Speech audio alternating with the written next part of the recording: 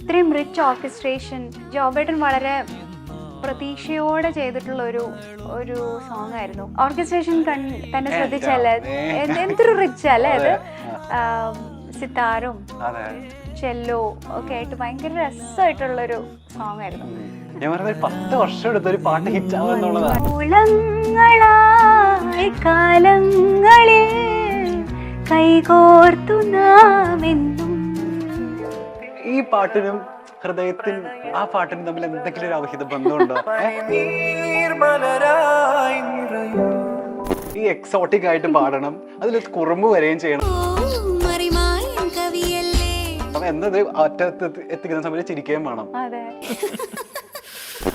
സാധാരണമായിട്ട് usually നമ്മളൊരു 20 വയസ്സിലൊക്കെ പാടുന്ന സമയത്ത് ഉണ്ടാവാൻ സാധ്യതയുള്ള ഒരു ചളിപ്പുണ്ടല്ലോ, അത് പാടുമ്പോൾ ഉണ്ടാവുന്ന ഒരു ഇൻഹിബിഷൻ. ആ ഇൻഹിബിഷൻ അപ്പൊ എങ്ങനെയാ മേക്കപ്പ് ചെയ്തെടുത്ത്? കവിയല്ലേ നേരെ വാ നേരെ പോ പൊന്നേ, കണ്ണോണ്ടും ഉള്ളോണ്ടും കുടിക്കും താന്നോ നീ. നമ്മുടെ ഇവൻ മേഘരൂപനാണ്. മൂന്നാമത്തെ പാട്ടാണോ? അതാണ്. ഭയങ്കര വൊമിറ്റിംഗ് ആയിരുന്നു എനിക്ക്. കാറിൽ അവിടെ എത്തുന്നവരെ വൊമിറ്റിംഗ് ആയിരുന്നു. ഭക്ഷണം കഴിക്കാൻ പറ്റുന്നില്ല, വെള്ളം പോലും കുടിക്കാൻ പറ്റുന്നില്ല. അങ്ങനത്തെ ഒരു അവസ്ഥയിൽ പോയി പാടിയൊരു പാട്ടാ. ലാലി ലാലി ലാലി ലാലി ലേലോ.